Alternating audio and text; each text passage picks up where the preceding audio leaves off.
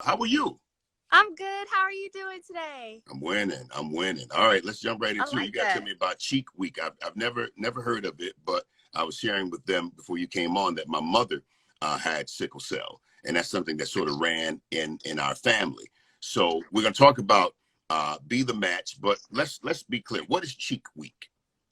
Okay, so Cheek Week is an initiative that Be the Match has started, and it's aimed at getting African Americans, Blacks, African Americans, to join the Be the Match registry because they have. And hold on, I want to make sure I have my numbers correct.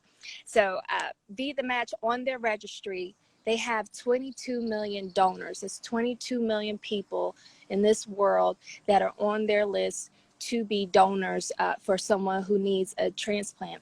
And that could be anything from stem cell, bone marrow. It could be anything for cancer to sickle cell, any range of diseases. Mm-hmm. So Cheek Week is specifically geared towards catering to African Americans because out of the 22 million donors that they have, sorry, I'm outside. You're all right. Out of the 22 million donors that they have, only 4% of the donors are African American Black. So Mm-hmm. we are in desperate need of our marrow, because when you go to make these matches, a lot of times a person's ethnicity plays a big factor in it. So for the African Americans on the registry, no matter what disease they have that need a transplant, they have better matches when they get it from their own ethnicity. Okay, got you. So when you say transplant, I want to be clear. I know that, or I think I know that the only known cure for sickle cell is what this is a bone marrow transplant. Is that what we're talking about? Yeah, there's bone marrow transplant, and I think there's stem cell transplant. I'm not completely educated in the differences medically, Mm-hmm. but I hear bone marrow, stem cell. I'm not sure how different they are, and I think they're also trying to play around with cord blood, and I think that also Mm. ties in with stem cell. Okay. But yeah, yeah, that's the Yeah. answer. So if you have sickle cell, or you know someone that suffers from the sickle cell disorder, then really we want to bring you in on this campaign as well to really get as many people as possible to register, sign up. What exactly are you asking people to do specifically? Let's get it done today. Okay, specifically, what I'm asking everyone, honestly, is regardless of ethnicity, but especially if you're African American, African, Black, doesn't matter. You can save a life. Mm. Your blood, what you have in your marrow, what you were born with, that can save a life. So I'm calling out to you. If you want to know if your marrow, your what you were born with, if you want to know if that can save another person's life, especially if they have sickle cell, and if you're interested in saving a life, I would highly recommend just joining the registry for Be the Match. As far as criteria, they're looking for people. Hold on. Okay, my technology isn't working right now, but as Yeah, I far as got some here as well, so I can okay, help I'll you out. let But you. go ahead. But go ahead. So while I pull it up, go ahead. We're just doing a call to action. We need African American donors. We need African. We need everybody. Really, we need people of every ethnicity. But we're really calling for African Americans because there's so many of us out there that are in need of donors. Mm. And we just need somebody to be able to step up and say, hey, you know what? Let me see if I can match somebody and help save somebody's life. And then that's also bragging rights that you'll always have for the rest of your life. I would say that the reason why I said that is because I have my little sister here with me, and she was my donor. Oh, Yeah, she was a come hundred. on. Yeah, You hello. buried the lead. That's good. Okay. Come on. Yeah, I That's buried good. the lead. Whoa. Okay, so your sister, you had sickle cell, Hmm. and your sister donated her bone marrow and saved your life. Yes, and she reminds me of that all the time. As she should. Okay, look, I need you to not get up on her side, okay? She remind me at the weirdest time. Be like, we're in the store. She's like, I want that. I'm like, okay, well, you can get it. You remember when I You saved do your know life? I Like, saved your whole life. Right. I know. It's like she reads me for filth. I'm like, Jesus. I'm not mad at it, but that's good. So it's not really a age range or whatever. I mean, what's the age ranges and what have? Do you know? I believe as far as looking for people on the registry, they're looking for anywhere African American between the age of 18 and 44. Okay. So here's what I see. You go to bethematchatl.org, Yeah. bethematchatl.org. You're going to fill out a brief health questionnaire. They're going to send you a cheek swab kit in the mail. Come on. Come Yep. on. All Yep. right. Yep. And again, 1844.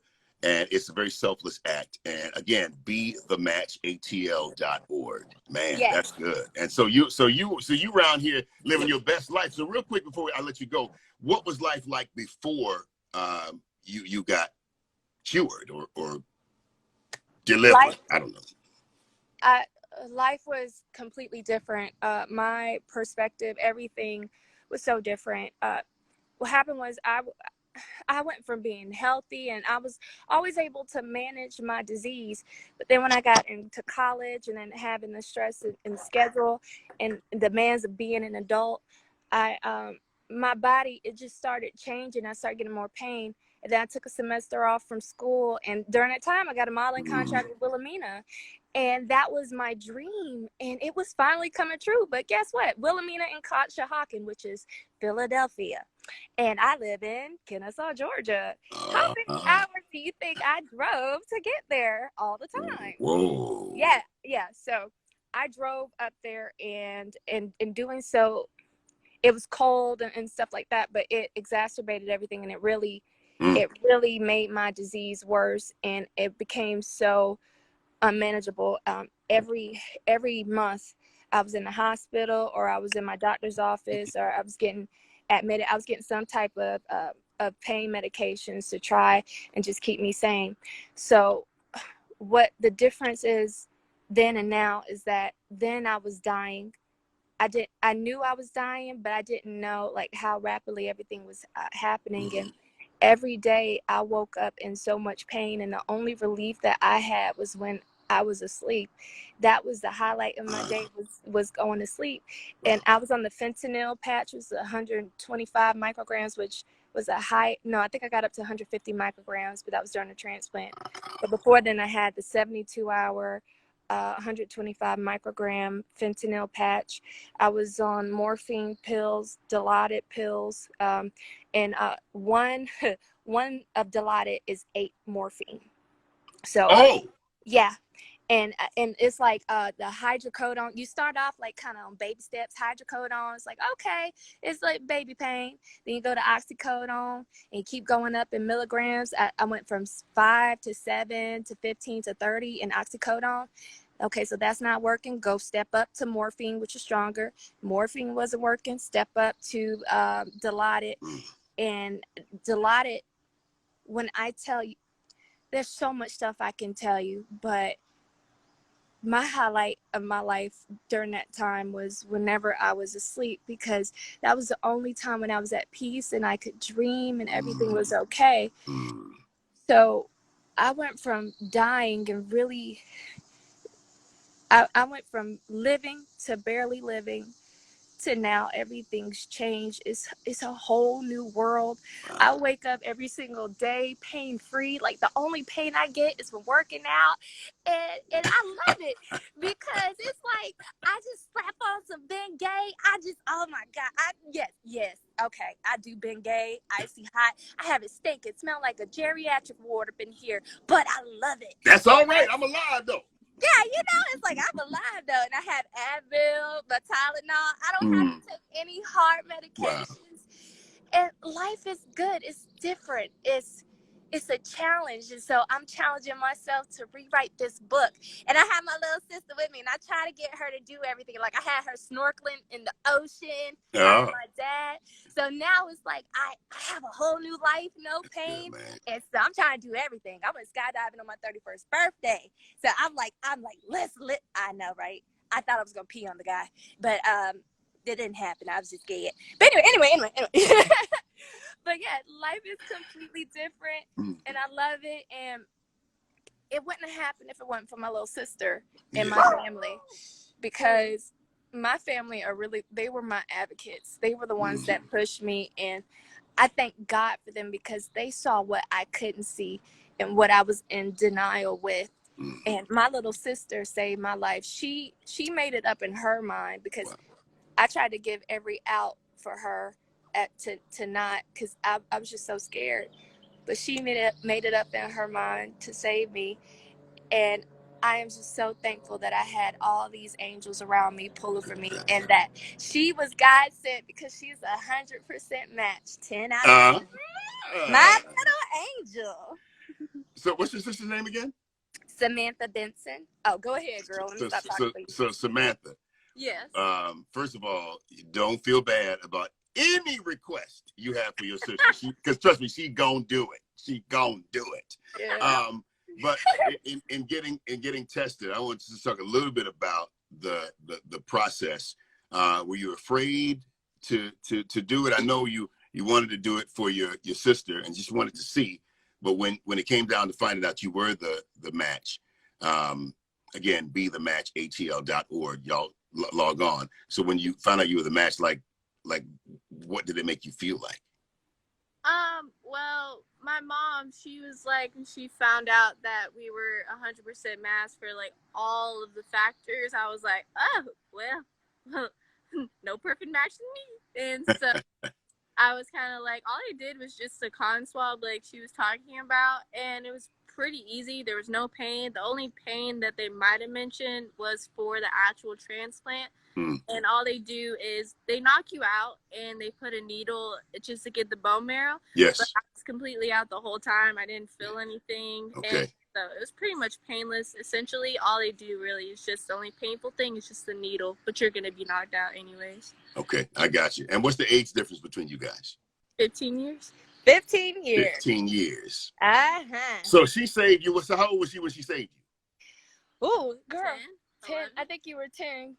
Because it was in 2012. I just turned 33. So, you know what? We're going to do some math. Let's say. So she was 10, 11 years old or whatever, and she saved your life. That is amazing, man. They're amazing. Now, granted, there are some people, and I wanted to ask you that, because for some people, there was a time in which they had to do it when you were awake. And I heard that was pretty excruciating, but even the fact that you could save a person's life, it was worth the pain. But now, since you could be knocked out and they could take the bone marrow, listen to me, that there's no reason why we don't all go out and find out whether or not we are a match for someone. Matter of fact, I'm going to do it today. I'm going to log on to bethematchatl.org, fill out the survey, and we're going to see if I can save somebody's life too. Samantha, you ain't going to be by yourself. Oh my God, that means so much. Indeed.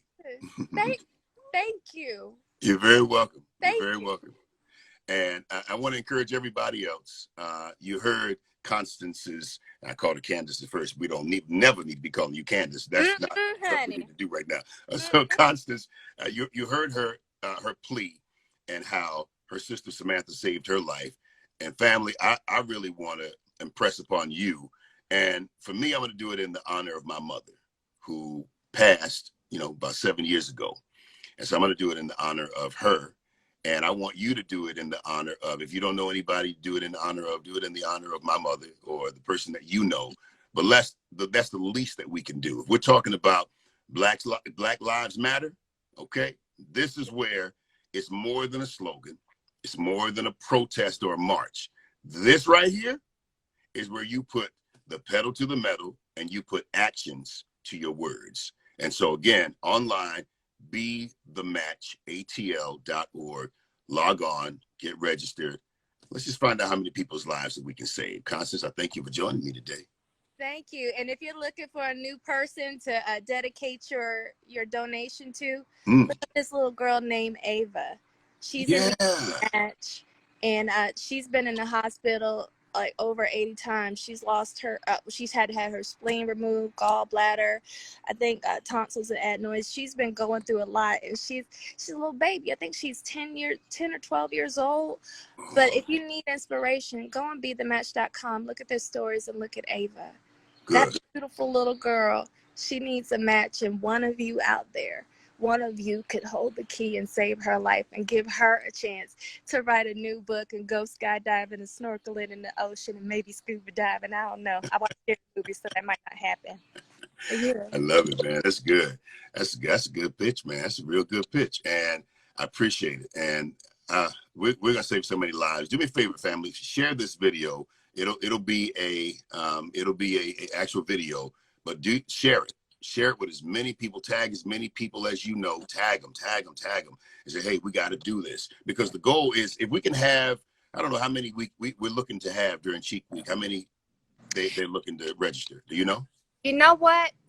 I feel like if we could get 5,000 people, because not everybody will be the match, not everybody will be approved, but just give it a shot. If we can get 5,000 people, and if like 10, 50, 100, if even one person saves somebody's life, we won. We did it.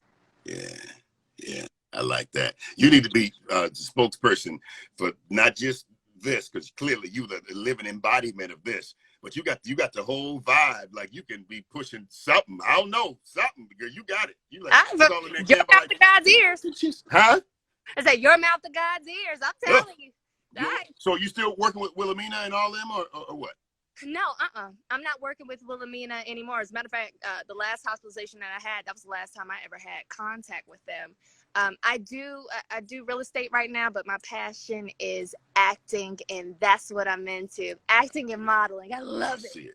I see it. Absolutely. You ought to walk up to, you ought to just go to the Wilhelmina headquarters and say, see what, see, look at y'all. Look what y'all missed out on. I mean, look at me now. Look at me. You want me, baby. You want me, baby. Have a good one, Constance. It's a good meeting you. Sam, thank you. We love you. Nice meeting you. Indeed. All right. Blessings to you, sis.